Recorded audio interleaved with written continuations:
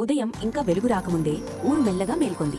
చలిగాలిలో మబ్బులు తేలుతూ వీధులంతా కొత్త చెరుకుల పరిమళంతో నిండిపోయాయి. అది భోగి ఉదయం. రాము చలితో చేతులు రుద్దుకుంటూ ఇంటి బయటకు పరిగెత్తి వచ్చాడు.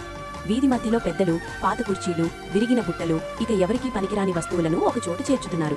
అప్పుడు రాము అడిగాడు, భోగి రోజున పాత వస్తువుల్ని ఎందుకు కాలుస్తాం?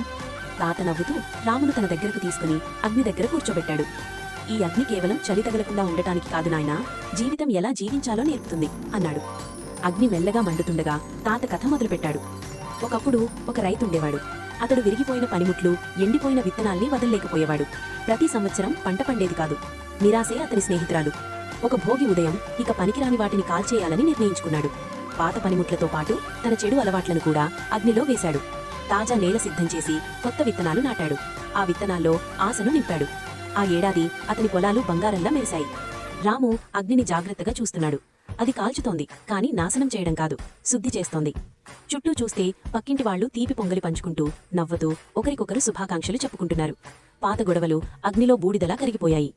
తాత మళ్ళీ అన్నాడు, భోగి మనకి నేర్పేది ఇదే నాయనా, కోపాన్ని వదిలేయడం, సోమరితనాన్ని వదిలేయడం, విషాదాన్ని, పశ్చాత్తాపాన్ని వదిలేయడం.